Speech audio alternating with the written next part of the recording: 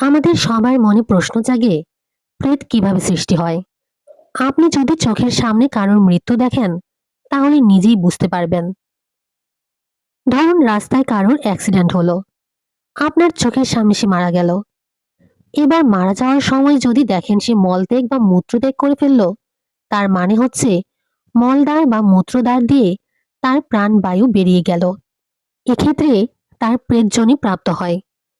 বিশেষ করে যারা আত্মহত্যা করে বা বড় রকমের কোনো অপরাধ করে অথবা মদ্যপ অবস্থায় অ্যাক্সিডেন্টে মারা যায়, যখন বেহুশ অবস্থায় তার মৃত্যু হয়, তখন শরীরের নিম্নাঙ্গ দ্বার দিয়ে তার প্রাণবায়ু বেরিয়ে যায়। এদের মৃত্যুর পর প্রেতজনি প্রাপ্ত হয়। প্রেতজনি প্রাপ্ত হওয়া মানে পৃথিবীর স্তরের খুব কাছে সে আটকে থাকবে, কারণ তার যে মৃত্যু হয়েছে এটা বুঝতে তার অনেকটা সময় লেগে যায়।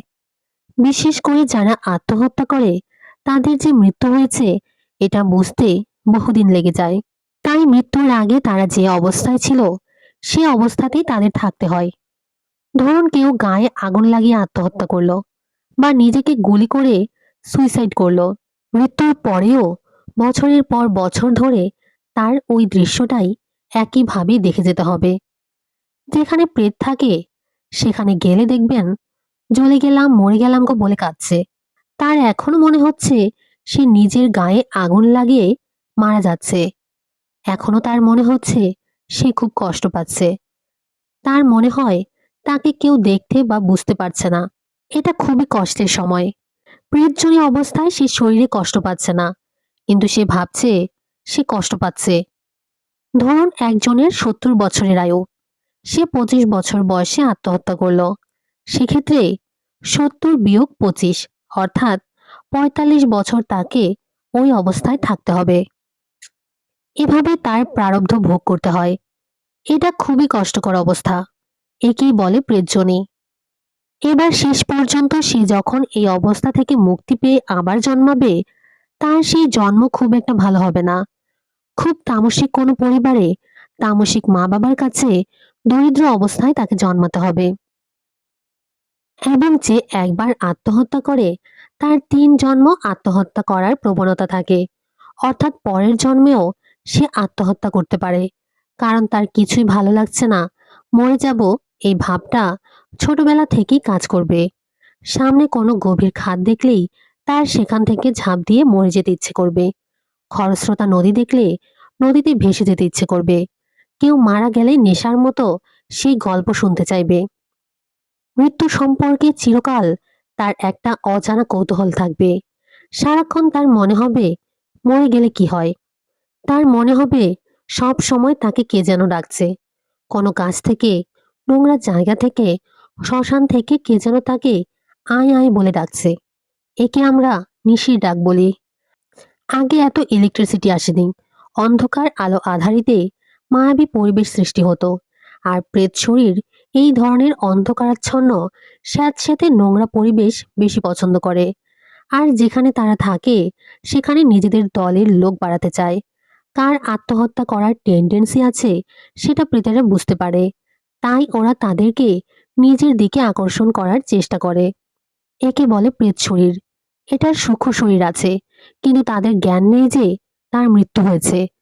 তাই তখনও সে নিজের শরীরকে কল্পনা করে ভাবে তার শরীর রয়েছে। মনে করে তার কষ্ট হয়। যতক্ষণ না পর্যন্ত তার আয়ু শেষ হচ্ছে ততক্ষণ তাকে ওই অবস্থায় থাকতে হয়।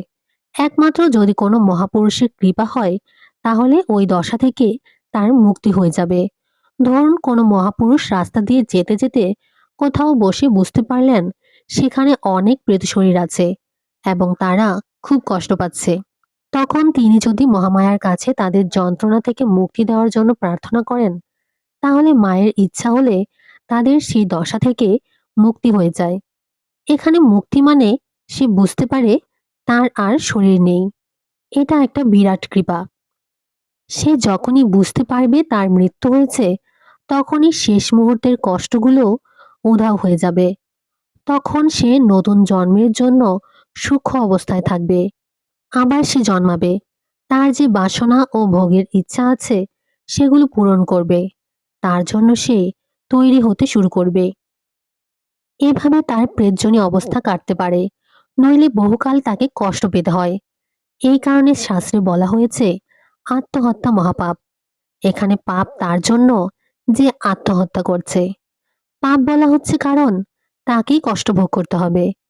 কোনো ছেলে বা মেয়ে হয়তো মায়ের বকুনি খেয়ে রাগের বশে গলায় দড়ি দিয়ে মারা গেল। এতে করে বাড়ির লোকের মধ্যে অপরাধ বোধ তৈরি হয় ঠিকই।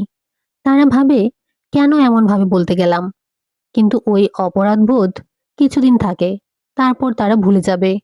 কিন্তু যে গলায় দড়ি দিল, তাকে যে নিদারুণ কষ্ট ভোগ করতে হবে, তাকেই বলা হয়েছে নরক যন্ত্রণা। তাই আত্মহত্যা করা উচিত নয়। আপনি তো জীবনকে সৃষ্টি করেননি, তাই জীবনকে শেষ করার অধিকারও আপনার নেই। এই জীবন ভগবানের দেওয়া। কত কাণ্ড করে বীজ থেকে কনসেপশন হয়ে মাতৃগর্ভে অপেক্ষা করে আপনার জন্ম হয়েছে। কত কাণ্ড করে এই প্রকৃতি আপনাকে বাঁচিয়ে রেখেছে। কত নিখুঁতভাবে এই বায়ু, আকাশ, মাটি, জল দিয়ে আপনার শরীর ও জীবনকে সচল রেখেছে। বাঁচার জন্য কত সুন্দর এক পৃথিবী দিয়েছে। তাহলে হঠাৎ একটু দুঃখ পেয়ে জীবন শেষ করবেন কেন? এটা করার কারোর অধিকার নেই। আত্মহত্যা করলেই মহামায়া কুপিত হন। আত্মহত্যা করার কথা ভাবাও খারাপ, কারণ এটা অকৃতজ্ঞতার লক্ষণ। আমরা এত সুন্দর জীবন পেয়েছি, তাকে সম্মান না দিয়ে বাঁচব না, চলে যাব বলার অধিকার আমাদের নেই।